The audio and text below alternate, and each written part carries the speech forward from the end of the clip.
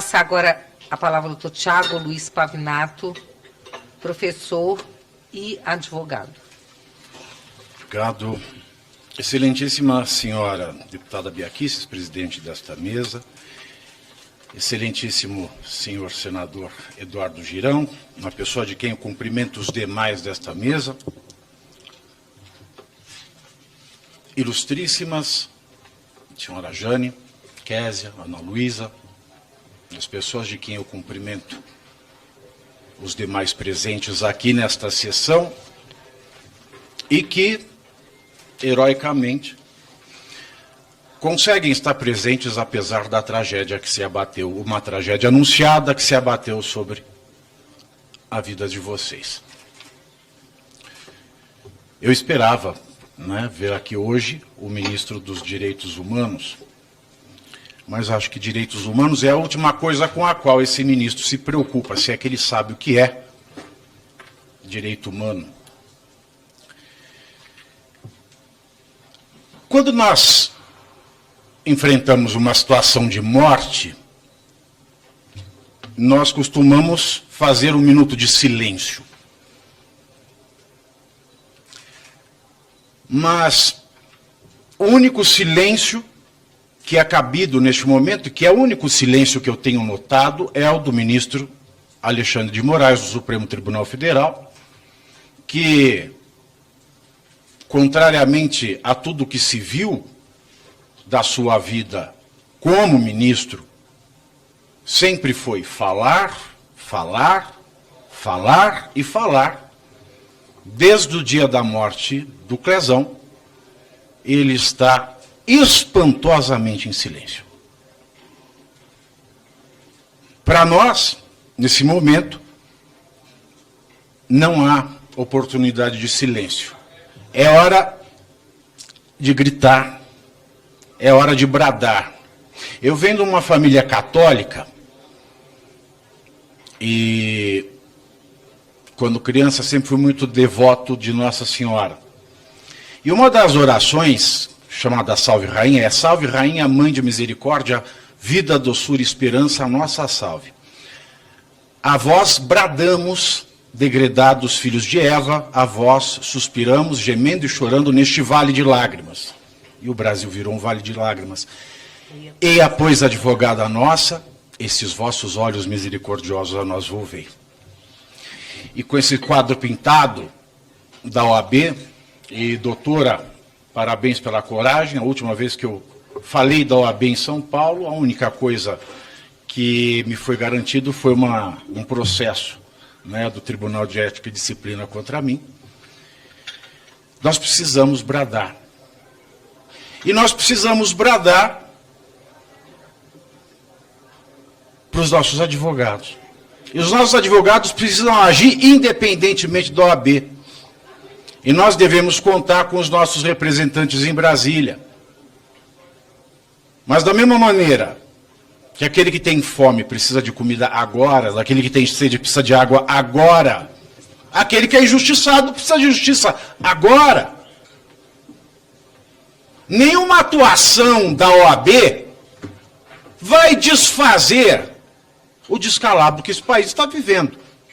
Aliás, eu lembro que no dia 31 de dezembro do ano de 2022, uns jornalistas de esquerda escreviam assim: acabou a noite do fascismo. Ao que me parece, nós vivemos um regime fascista desde o dia 1º de janeiro deste ano, que foi endurecido após o 8 de janeiro.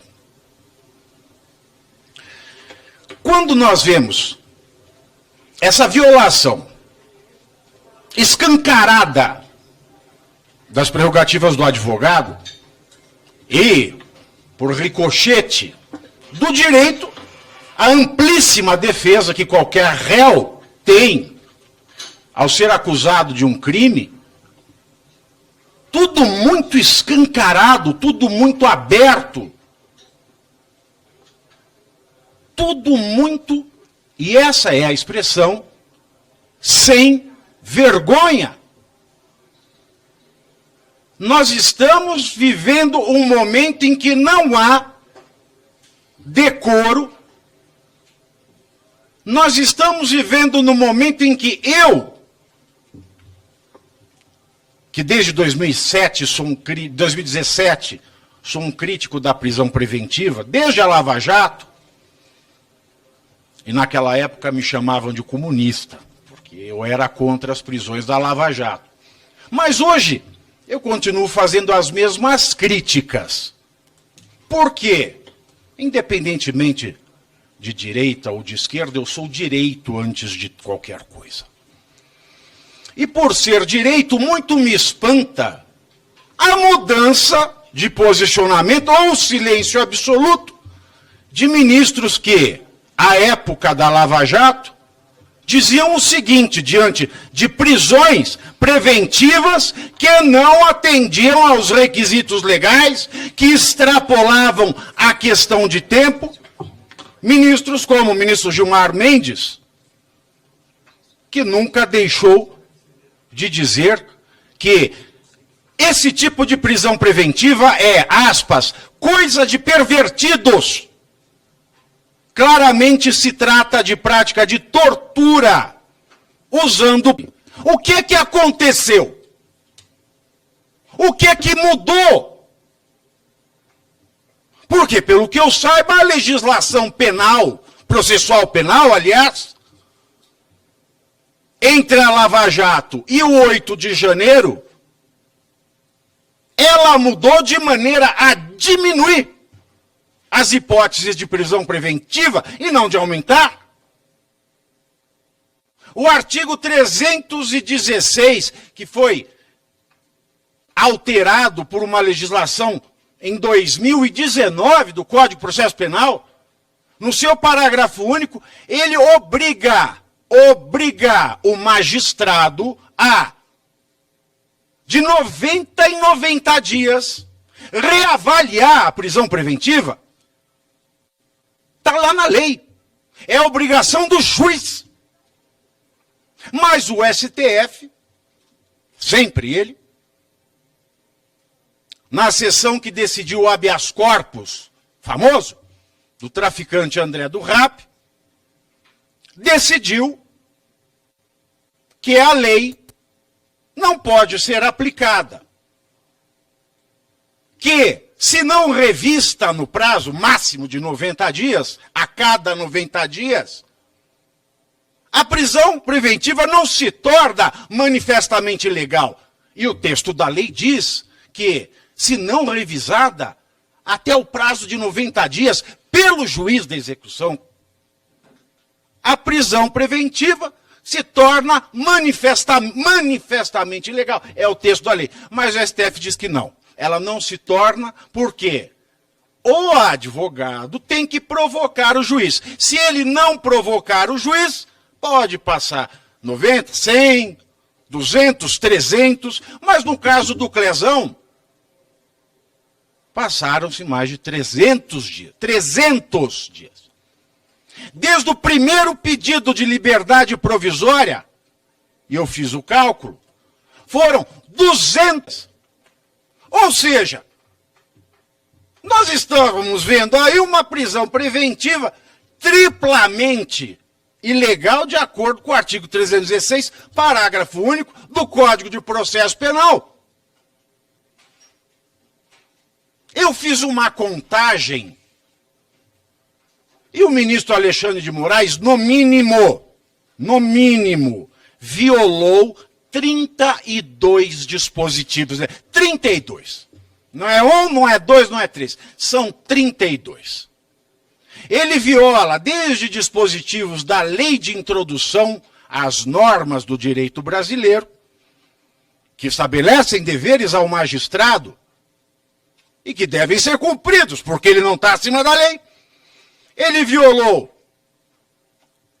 o Código de Ética da Magistratura Nacional, a Lei Orgânica da Magistratura Nacional, o Código de Processo Civil, que manda dar prioridade na tramitação de processo em quem está em grave estado de saúde. Agora, que prioridade foi dada em um processo em que 8 vezes se pediu a liberdade de um réu com estado grave de saúde preexistente ao cárcere, preexistente.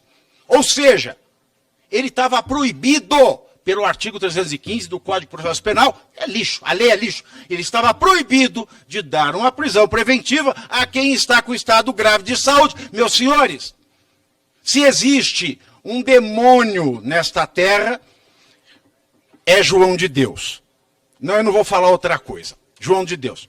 João de Deus já foi condenado a exatamente 489 anos e 4 meses de reclusão. 489 anos e 4 meses. João de Deus, por estupro e estupro de vulnerável, que é a pedofilia, no jargão popular. O sujeito está condenado a 489 anos e 4 meses e está em prisão domiciliar. E está em prisão domiciliar. Onde é que existe parâmetro na justiça brasileira? O que aconteceu com os ministros que criticavam a preventiva, chamavam, como o Dias Toffoli fez, de pau de arara do século XXI. Essa foi a expressão que ele usou em 2018 para se referir à preventiva ilegal. Pau de arara do século XXI. E tendo pisoteado várias vezes, e eu vou encerrar com este fato, deputada, se me permite, tendo violado 32 dispositivos legais, tendo infringido 32 normas do direito nacional. A conduta omissiva, ou seja, o menosprezo, o desprezo do ministro Alexandre de Moraes quanto a um pedido de liberdade provisória para uma preventiva que já era ilegal, porque não poderia ter sido decretada em razão do 315, em razão do parágrafo único do 316, a conduta omissiva, o silêncio, o ignorar, o menosprezo de Alexandre de Moraes quanto ao pedido avalizado pela Procuradoria-Geral da República, avalizado. A Procuradoria-Geral da República não só reconheceu o estado de saúde grave, bem como a ilegalidade da preventiva naquele momento. Ele ignorou, violando 32, no mínimo, dispositivos legais. E com isso, com essa conduta omissiva dolosa, o ministro Alexandre praticou 3 crimes. O crime de maus tratos na forma qualificada, do artigo 136 do Código Penal. O crime de abuso de autoridade por prisão preventiva ilegal, do artigo 9º da Lei de Abuso de Autoridade, que é a 13.869 de 2019. E o crime de tortura, que é previsto na Lei número 9.455, de 7 de abril de 1997. E o crime de tortura, na forma qualificada, porque nós temos o resultado morte, e majorada, porque ele é um agente público. O que me fez, na data de hoje, porque o Código de Processo assim nos permite, também a Constituição, provocar a Procuradora-Geral da República em exercício, a senhora Eliseta Ramos, a denunciar o ministro Alexandre de Moraes, a incorrer a uma pena que pode ir de 10 anos e 11 meses de prisão a 31 anos e 11 meses de prisão. Muito obrigado. Obrigada.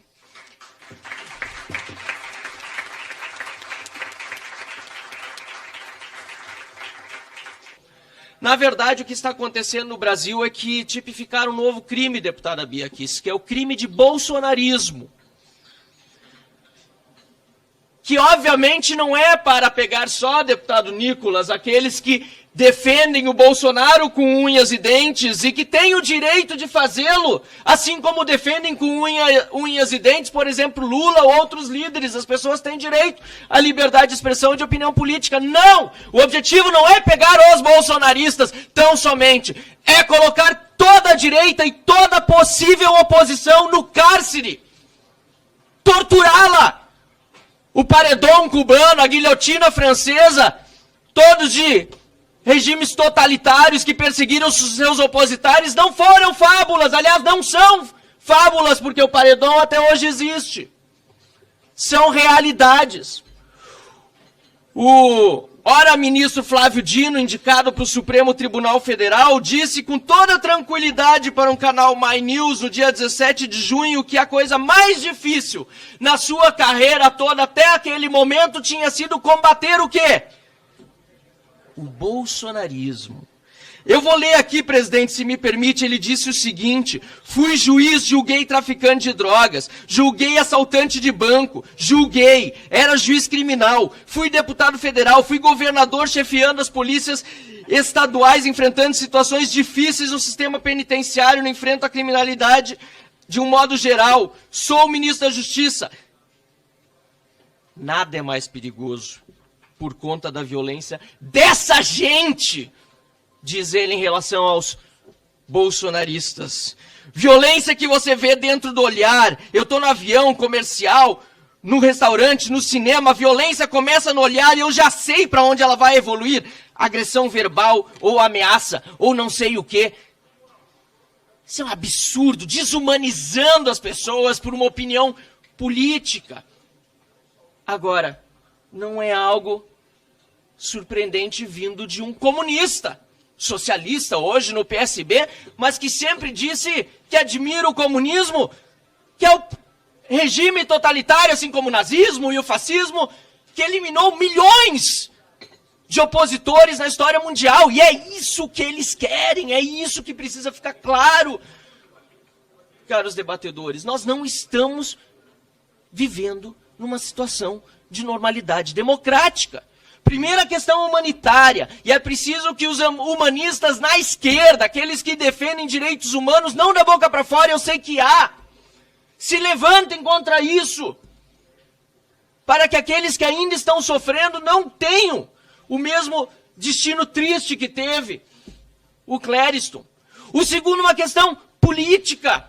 Ou a gente admite que existe direita no Brasil, e não só bolsonarismo, que existem pessoas conservadoras, liberais, que acabou a hegemonia de esquerda, que até o início dos anos 2000 era completamente consolidada, e agora já não é mais. Ou se admite o pluralismo político nesse país, ou não resolveremos essa questão. E, finalmente, institucional, Estado de Direito, separação de poderes, abuso de autoridade tem de ser investigados, impeachment de ministro supremo tem de acontecer. O Senado, senador Girão, e Vossa Excelência não é o exemplo do que eu vou dizer, não pode continuar covarde e omisso. O senador Rodrigo Pacheco precisa abrir os processos de impeachment para que não seja ele também responsabilizado junto com os demais senadores por essa situação que nós vivemos hoje no nosso Brasil.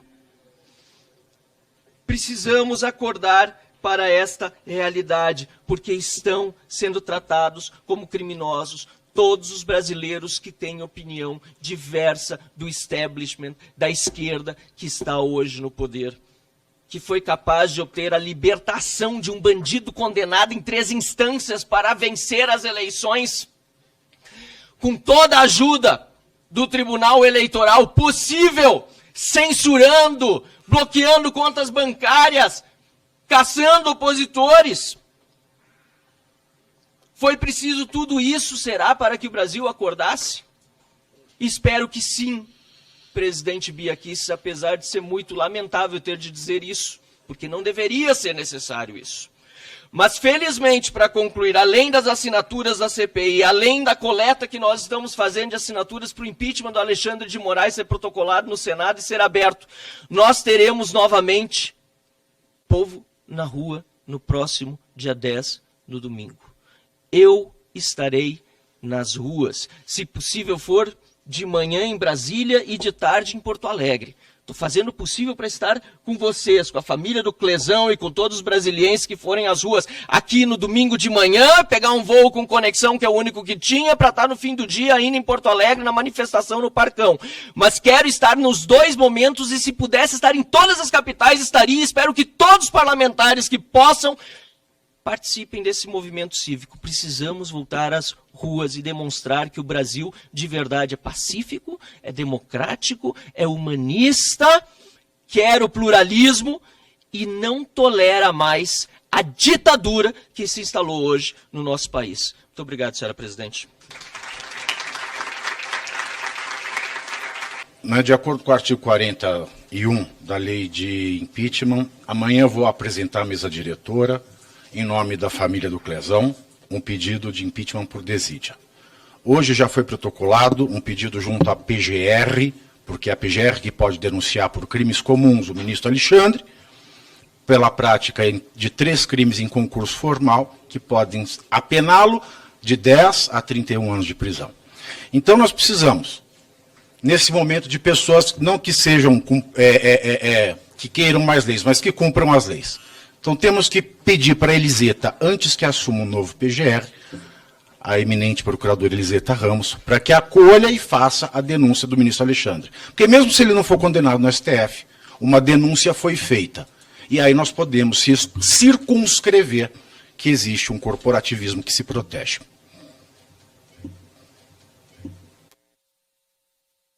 Aliás, ou a gente prende o Alexandre de Moraes, ou ele prende o Brasil.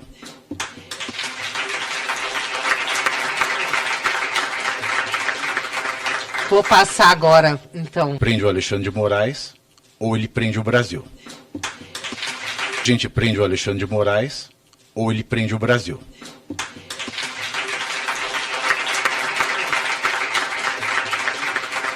Vou passar agora. Como presidente da associação, eu hoje quero fazer um balanço geral da situação dos nossos presos políticos no país. Nós temos aproximadamente mais de 1.500 presos com uso de tornozeleira, cumprindo medidas abusivas impostas pelo ministro Alexandre de Moraes, e estão sendo impedidos de frequentar os cultos, de processar a sua fé, em muitos casos proibidos de trabalhar. Temos também mais ou menos 400 investigados que saíram na academia da Polícia Federal, que foram liberados naquele dia e que hoje estão recebendo intimação da Polícia Federal para serem ouvidos. Então, agora, perto do final do ano, é um abalo para todas essas famílias que estão sofrendo com toda essa insegurança jurídica que vive o nosso país. Temos aproximadamente 101 presos em regime fechado no país e 17 exilados entre jornalistas e presos relacionados aos atos do dia 8. E são 23 pessoas que deveriam estar respondendo em liberdade, porque a Procuradoria-Geral da República é a titular da ação penal e o juiz não pode manter de ofício essas prisões, como ele fez em 2 casos de presos com parecer favorável, não preenchem requisitos mínimos para estarem presos. Por gentileza, pode passar o segundo. Temos 22 presos que estão aptos também a responder em liberdade, porque não preenchem os requisitos para estarem em prisão preventiva por esse tempo absurdo de praticamente quase 1 ano, inclusive os que já foram condenados, como Aécio, Mateus e tantos outros, até o trânsito em julgado, eles não poderiam estar presos, tanto que as defesas têm clamado por isso diante desse processo. Pode passar.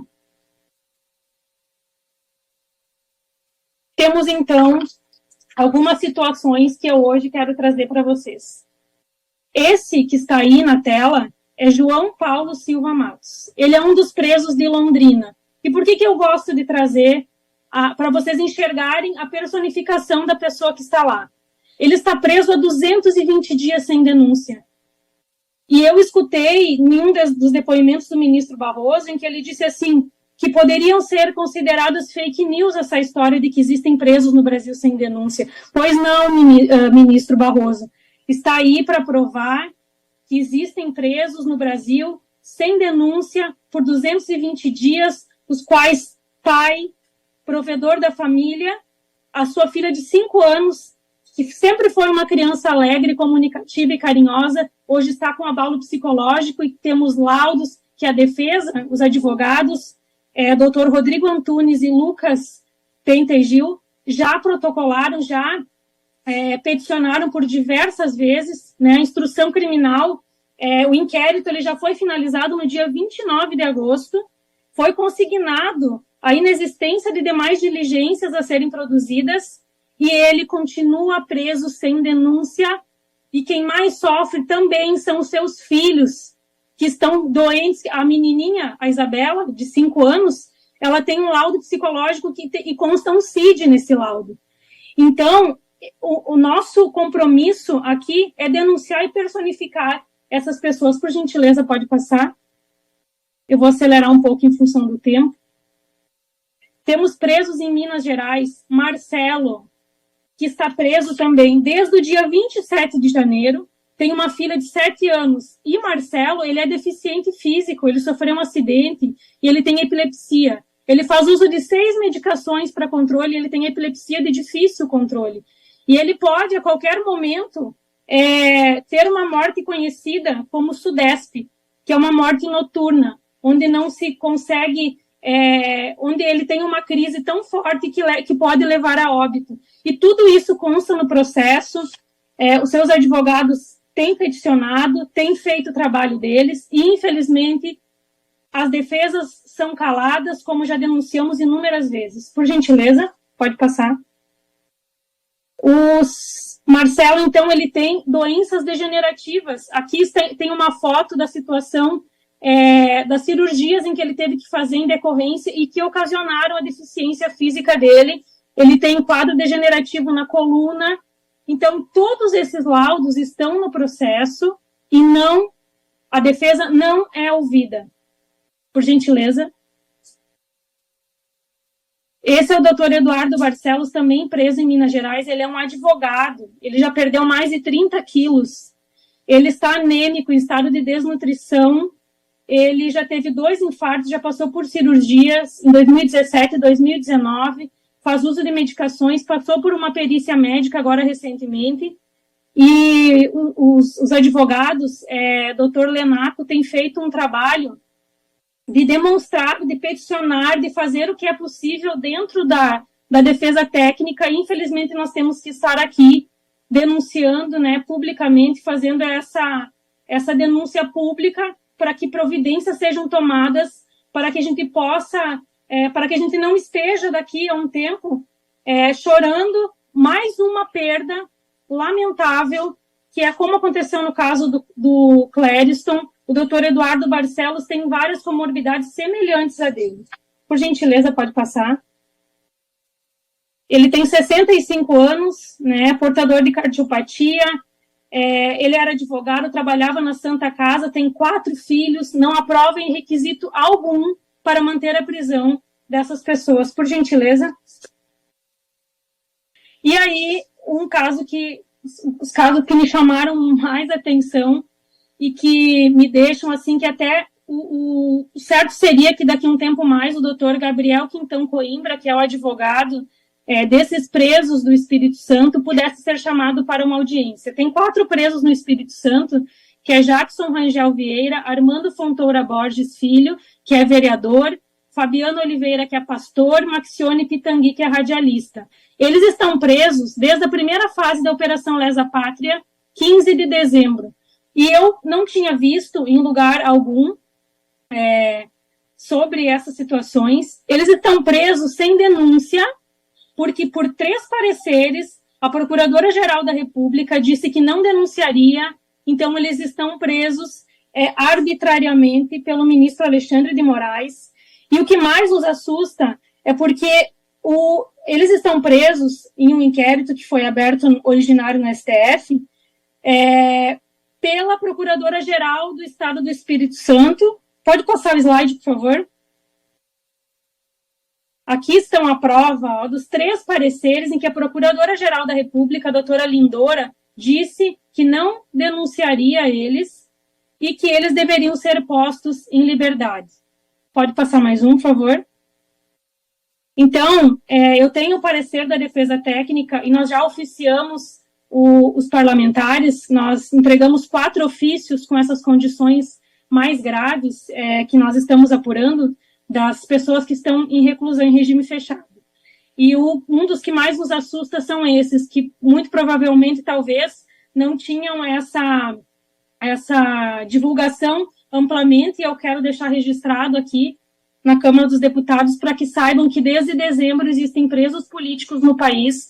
em decorrência da primeira fase da Operação Lesa Pátria, e que o inquérito que os prende é completamente ilegal, sendo que foi solicitada diretamente da Procuradora-Geral da República do Estado do Espírito Santo, diretamente ao ministro Alexandre de Moraes.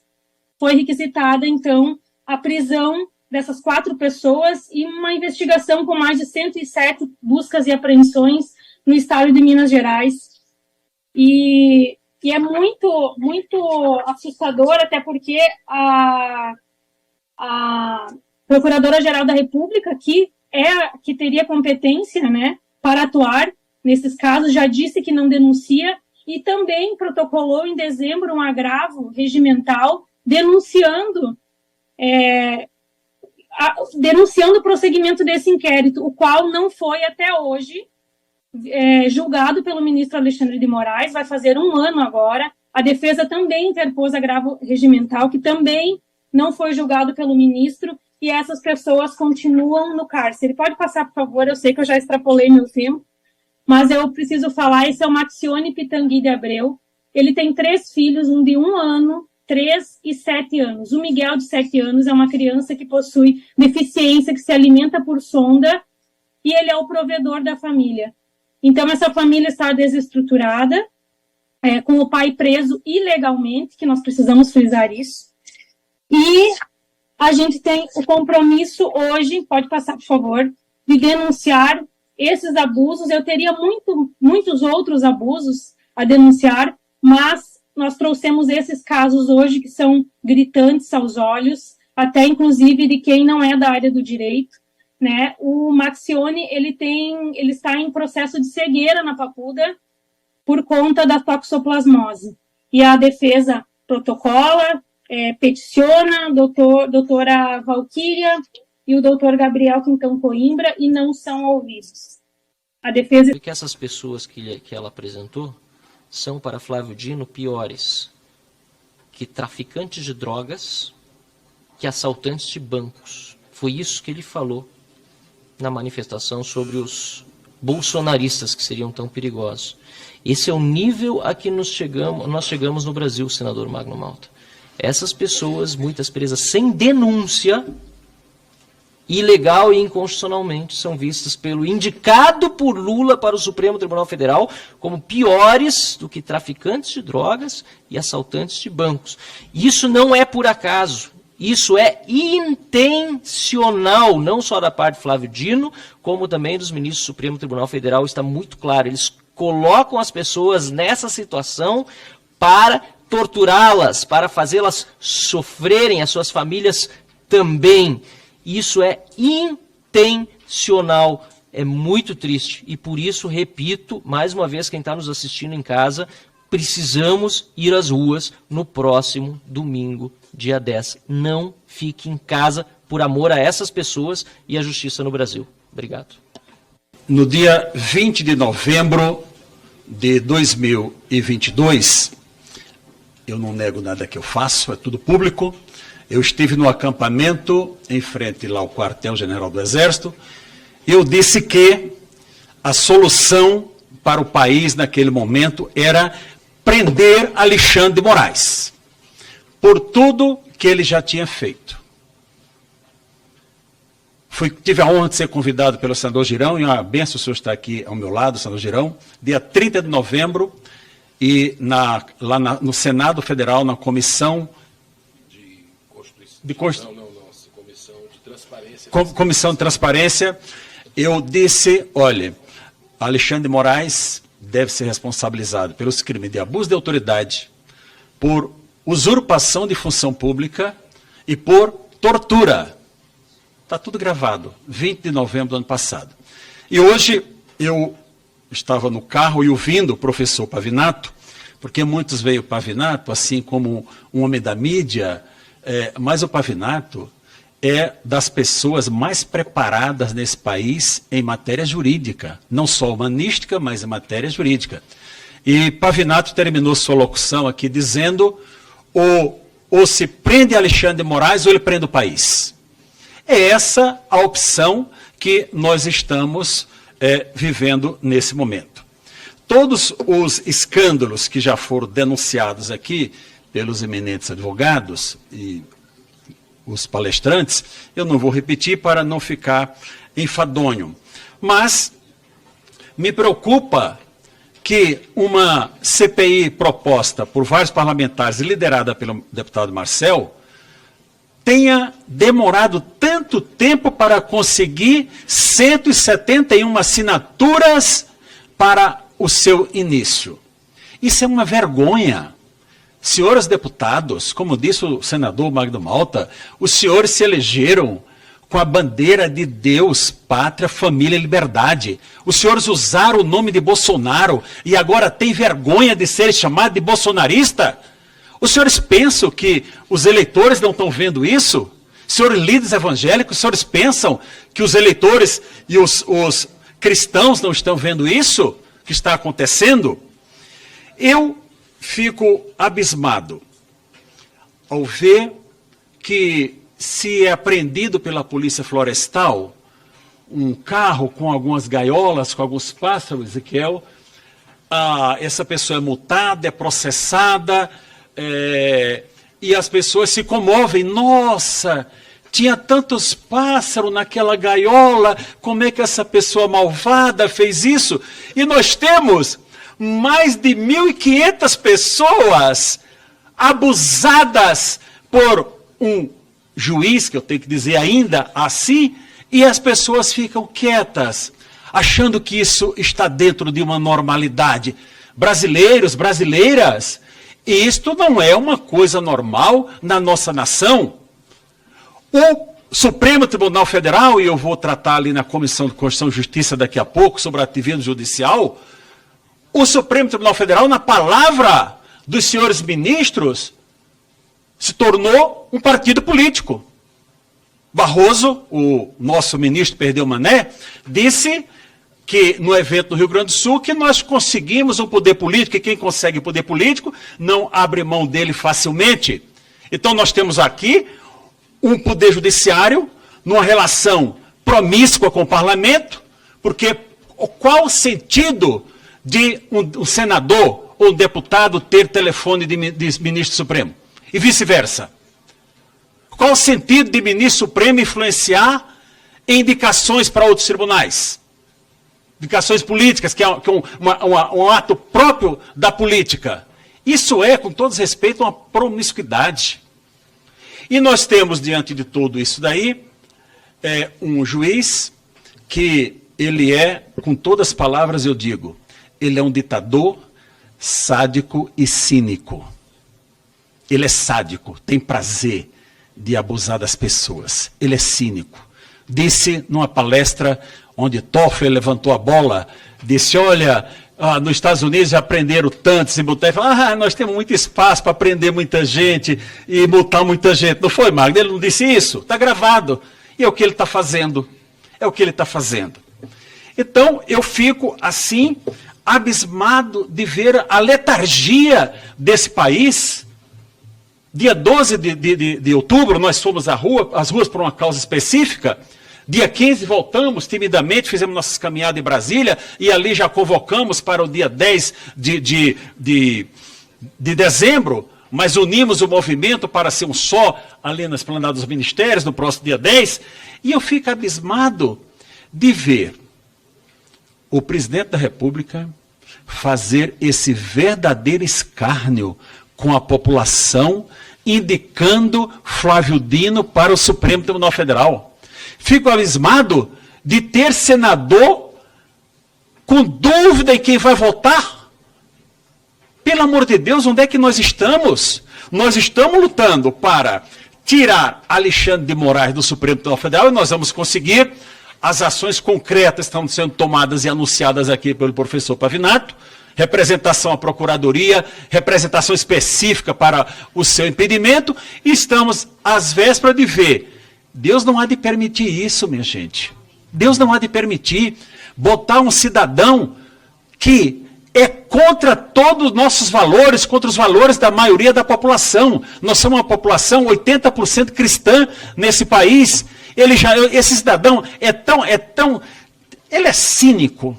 Ele é autêntico, mas é cínico. Vocês perceberam que depois que ele... Quantos minutos mais eu tenho? Mais 3 minutos tem ainda? Tem. Que depois que houve a indicação, ele não usa mais a gravata vermelha, passou a usar a gravata azul. Pensa que a população é boba? Que nós somos bobos? O senhor que escondeu as imagens dos crimes que estão sendo aqui imputados a outras pessoas, o senhor que humilhou esta casa aqui, essa Câmara, não vindo, dizendo que não se sentia seguro quando sobe em morro com o tráfico sozinho, que recebe pessoa do tráfico. Eu fico abismado de ver senadores dizendo que não sabe o que fazer. Como assim, senhores senadores? Eu recebi alguns ofícios e publiquei no meu Instagram de vereadores de 3 cidades já do Mato Grosso, Tangará da Serra, eu tenho os nomes aqui para não... 3, mandando mensagem para os senadores do seu estado. E todos os vereadores, prefeitos desse país deveriam fazer o mesmo em seus estados. Por quê? No próximo ano tem eleição e vai todo mundo, olha, eu sou bonzinho, não. Lembra que você botou o Flávio Dino lá? Quem não declarar voto contra é porque é a favor. Quem não declarar voto contra é porque está de sinuca de 2 bicos, fazendo o jogo com um e fazendo o jogo com o outro. E para concluir, pena que o Nicolas não está aqui. O Nicolas disse que não há solução. Eu sou uma pessoa muito prática, gente. Eu tenho já uma idade mais avançada, eu não tenho tempo para teorias. Eu sou uma pessoa muito prática nas minhas ações. E Nicolas disse, não há meios legais contra a tirania. E é verdade. Porque a tirania, que é a tirania do Poder Judiciário, do Supremo Tribunal Federal, é um tribunal que hoje envergonha os juízes brasileiros. Tive uma posse sexta-feira no meu tribunal de servir mais de 30 anos, Bia, e todos os embargadores juízes falaram comigo, dizia, Sebastião, que vergonha isso, Supremo Tribunal Federal. Meus colegas, eu sou a voz de vocês. Pode me passar as informações que eu passo para frente. Eu sou a voz de vocês. Não me calarei. E ele disse que não há solução. Mas o próprio Nicolas, brilhante como é, já deu a solução aqui. A solução é, imediatamente, esta Câmara dos Deputados e o Senado Federal parar imediatamente as atividades. Olha, está tudo bloqueado. A partir de agora, é obstrução. Não se vota nada, bastava o Senado não ter votado as indicações para o CNJ que aconteceu outros dias. Como é que você vai indicar coisa favorecendo a justiça se a justiça te oprime? Como é que senadores são chamados por um ministro da Suprema Corte, Gilmar Mendes, de pigmeus morais? Pigmeus morais? Como é que são chamados dessa maneira e ficam calados? Como é que Rodrigo Pacheco, depois daquele pequeno ensaio que não me engana em absolutamente nada, em seguida vai viajar com o presidente da República para o exterior? Como engana quem, Rodrigo Pacheco? Acha que engana os mineiros? É fora Alexandre de Moraes, é não a Flávio Dino, e é fora Rodrigo Pacheco, porque não está agindo, não está honrando o mandato que recebeu. E para concluir, ou nós paramos essa corte agora, ou nós paramos esse partido político Supremo Tribunal Federal, ou nós paramos esses acordos onde o ministro Decano diz, olha, nós somos traídos, se foi traído é porque tem um acordo, ou nós vamos ter outro Clesão, outros, porque é fácil para a Procuradoria que não ofereceu acordo de não persecução, depois oferecer, e Alexandre de Moraes dizer, não, suspendo até 120 dias, ou 90, ou 120, por 120 dias, todos os processos, e as pessoas com tornozeleira eletrônica. É fácil para quem não está com a tornozeleira eletrônica. Eu tenho tanta raiva disso, que até me atrapalho com o nome. Com raiva por causa de pessoas inocentes que estão com elas. Não por causa de bandido, porque o bandido, se ele pegar uma tornozeleira, para ele é um grande lucro. Pratiquei o crime e vou para casa, isso é um grande lucro. Mas para a pessoa de bem, isso não está certo. Então, eu quero propor ao Brasil, eu não sou liderança de nada, eu sou apenas um aposentado, indignado com tudo que está acontecendo, solidário com você, Jane, com sua família, com todas as famílias. Essa é a esposa, quem é a esposa do seu Jorginho? É você.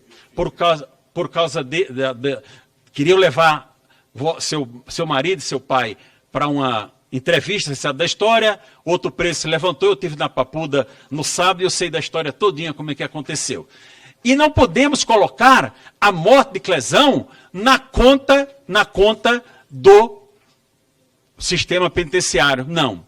a morte do Clezão está na conta do senhor Alexandre de Moraes, com a complacência dos demais e conivência dos demais ministros do Supremo Tribunal Federal. Vou ler aqui o professor Pavinato.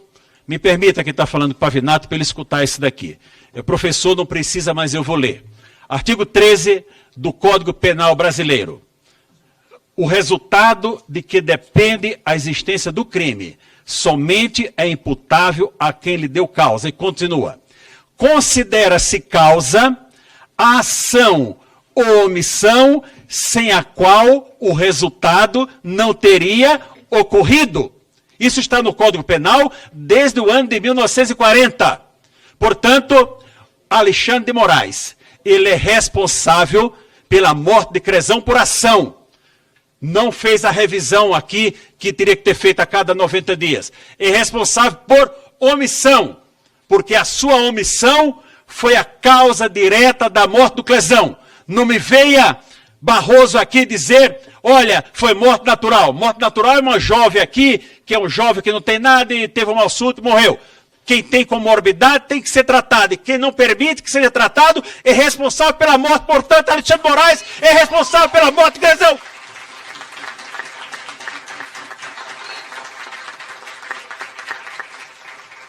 E eu concluo dizendo, brasileiros, liderança, agronegócio, senhores do agronegócio, vocês estão esperando o quê? Imprensa, vocês estão esperando o quê? Sindicalistas do bem, estão esperando o quê? Caminhoneiros, estão esperando o quê? Olha a audácia de Rodrigo Pacheco. Marcou a sabatina no dia 13. Isso quer dizer alguma coisa? São símbolos.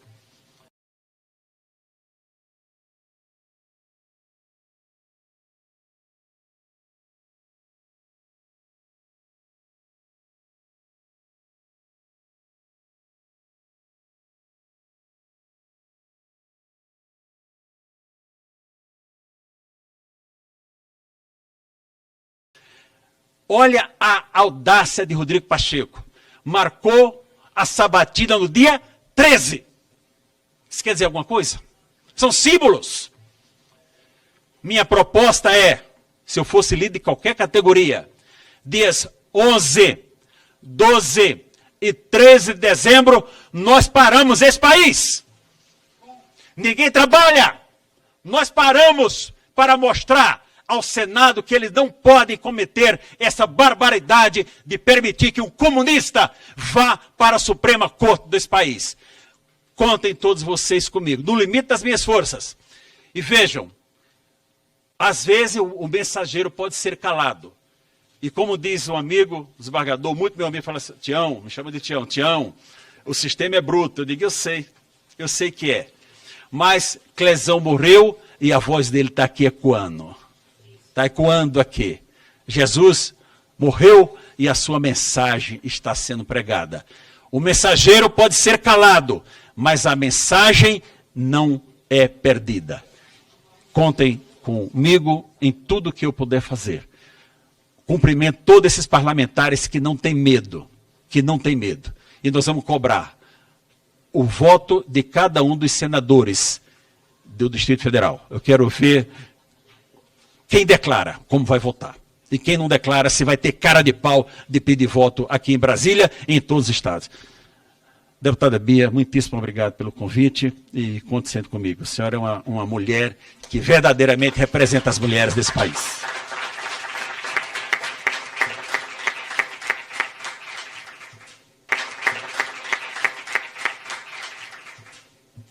Justiça pressupõe obediência aos princípios constitucionais, da ampla defesa, do contraditório, do devido processo legal, da presunção de inocência. Todavia, o que o Supremo Tribunal Federal, capitaneado pelo relator dos casos do 8 de janeiro, o ministro Alexandre de Moraes, tem realizado com essas pessoas, não é justiça, é vingança. E os frutos da vingança são a injustiça, o arbítrio, a barbárie e a morte. No tocante às condições do presídio, os presos informaram que receberam marmita com caramujo, com pedaços de rato. São oprimidos por alguns policiais, alguns poucos, porque a maioria são bons policiais, que os obrigam a receber as marmitas ao argumento de que, se não recebessem, seria caracterizado como motim e teriam que jogar bombas na ala. Essa situação também ocorreu no dia do falecimento do senhor Clériston, quando os presos se recusaram a comer, pois estavam muito abalados psicologicamente. E essa é a lavagem que eles comem lá. Aí me vê o ministro Alexandre de Moraes fazer teatro. Ah, que marmita deliciosa. Aí os presos falam com a gente: doutor, peça para o ministro vir visitar a gente pelo menos uma vez por semana para a gente comer uma comida que preste. Pelo menos um dia na semana. Pode passar. Esse aqui eu não vou ler, eu vou só mostrar. Isso aqui é um pano que eles colocam na torneira para filtrar a água que eles vão beber. Olha a condição do pano. Pode deixar. Eu quero fazer um exercício de raciocínio com as pessoas aqui presentes. Vamos deixar. Para ser justo, a culpa do Clériston não é só do ministro relator. Temos outras figuras importantes da República que tiveram a sua parcela de contribuição na perda dessa vida. Começando pelos demais ministros do STF, que convalidam esses absurdos perpetrados pelo ministro Alexandre de Moraes. Inclusive o ministro André Mendonça, que negou um habeas corpus impetrado pela defesa do Clezão. Ah, mas há entendimento no Supremo de que não cabe habeas corpus nesse caso. Não interessa. Existem vidas, princípios, que são mais importantes do que qualquer jurisprudência. Enquanto o senhor está julgando dentro da legalidade, pessoas estão morrendo, porque outros ministros estão julgando fora da legalidade. Use essa caneta para fazer justiça, homem. A PGR, subprocurador, doutor Carlos Frederico, eu vou citar nomes que é para ficar registrado. Quem são as pessoas que estão sendo coniventes com o arbítrio? Doutor Carlos Frederico, não pense que porque Vossa Senhoria deu um parecer favorável para a soltura do Clezão, agora em setembro, que o senhor está imune de culpa, porque se não fossem as denúncias sem provas, a demora na emissão desse parecer, a cumplicidade do Ministério Público com os arbítrios praticados pelo Supremo Tribunal Federal, Clériston provavelmente estaria vivo. Senador Rodrigo Pacheco, presidente do Senado. Institucionalmente é o Senado Federal quem detém o poder de frear os abusos do Supremo Tribunal Federal. E Vossa Excelência quedou silente por meses diante do arbítrio. Agora quer se colocar como defensor do Senado, que Vossa Excelência mesmo apequenou. E por causa disso, uma vida se perdeu. Deputado Arthur Lira, presidente desta casa, está nas suas mãos o requerimento para a instauração da CPI do abuso de autoridade, da aprovação da PEC número 8.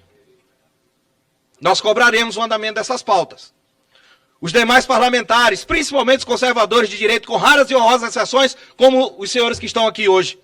Vocês ouviram, a impressão que as vítimas têm é que eles estão abandonados. E eu tive o desprazer de ouvir da boca de um deputado em cima do trio lá na Avenida Paulista, desembargador, na última manifestação, que foi preciso morrer um para estarmos aqui. O deputado falou isso. E eu não poderia concordar mais com essa frase, né? Sejam bem-vindos. Vamos à luta. Mas vamos com coragem, como falou o senador Magno Malta. Porque outro dia, outro deputado ouvi dizendo que o rapaz morreu e a gente não pode falar nada, senão vai preso. Então entrega o cargo. Volta para casa. Covarde. Deixa que a gente vai ficar aqui. Os corajosos vão ficar aqui denunciando. E você vai para casa. Eu sou neto de cearense, homem frouxo, me dá coceira. Senadores, vocês têm a obrigação moral de barrar a indicação de Flávio Dino para o Supremo Tribunal Federal.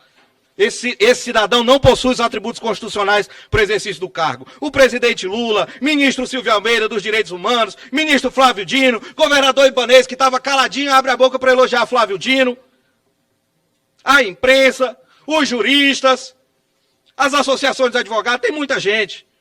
Mas eu quero finalizar responsabilizando a Ordem dos Advogados do Brasil. Semana passada, é bom que o doutor Alex Sarquis está ouvindo, pelo menos o doutor Rafael Rony disse que ele ia ficar ouvindo, né, para ele saber o que está acontecendo. Não precisa, doutor Alex, é só o senhor ir lá no e-mail da OAB, que tem lá um monte de protocolo que eu fiz sobre várias situações, é só vocês olharem e me responderem. Semana passada viralizou um vídeo de um presidente de seccional, acho que de Minas Gerais, falando umas verdades para o ministro Barroso. Parabéns, mas que demora, hein? Precisou morrer alguém para vocês perceberem que direitos estão sendo violados no Brasil e que as prerrogativas dos advogados não valem nada para o Supremo Tribunal Federal. Eu queria perguntar onde estava essa indignação quando fomos impedidos de acessar os nossos clientes lá na Polícia Federal. Quando fomos impedidos de participar das audiências de custódia, que aconteceram uma semana depois das prisões. Quando fizemos a entrevista reservada com os nossos clientes, com o juiz, membro do Ministério Público, outros advogados e outros réus na mesma sala. Onde vocês estavam quando foi negada a oitiva das testemunhas de defesa, porque nos processos que eu atuei, só deixaram ouvir da acusação, de defesa não. Onde estavam vocês quando houve audiência de instrução coletiva, julgamento coletivo, plenário virtual? Detalhe, todos esses casos foram denunciados por nós, na ordem.